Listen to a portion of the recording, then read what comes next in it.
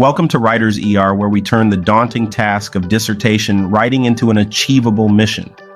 Today, we're diving into the world of meta-analysis, a technique that can not only enhance the quality of your dissertation, but also save you time and money by leveraging existing research. If you've ever felt overwhelmed by the sheer volume of studies out there, this video is your lifeline. Imagine standing at the edge of a vast sea of academic papers, each wave a different study, crashing over you with data, methodologies, and conclusions.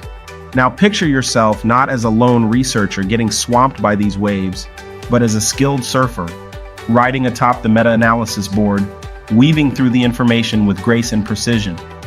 This is the power of meta-analysis in your dissertation journey. Firstly, let's unpack what meta-analysis really is.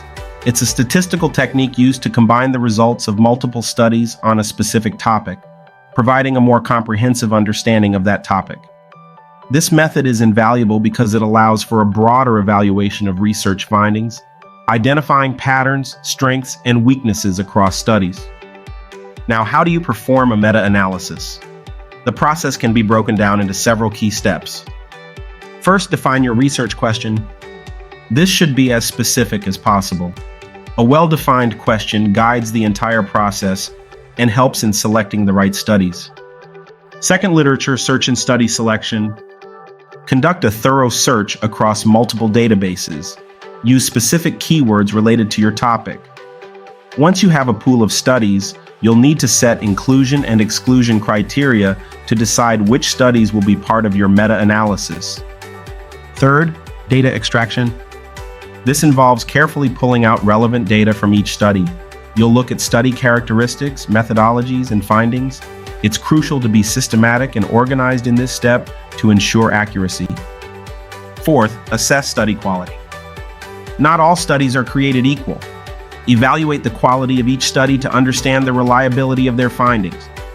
This might involve looking at sample sizes, study design, and potential biases. Fifth, statistical analysis. Here's where the magic happens. Using specialized software, you'll combine the data from the selected studies to find overall effects. This step can reveal patterns or conclusions not evident in individual studies. Lastly, interpretation and reporting. Finally, you'll interpret the results in the context of your research question and report your findings. This includes discussing the implications of your meta-analysis, its limitations, and suggestions for future research. A great example of meta-analysis in action is a study on the effectiveness of online learning. By combining data from numerous studies comparing online learning to traditional classroom instruction, researchers can provide a comprehensive answer to this hotly debated topic. Through meta-analysis, they found that, on average, students in online learning conditions perform better than those receiving face-to-face instruction. This is the kind of powerful insight that meta-analysis can provide.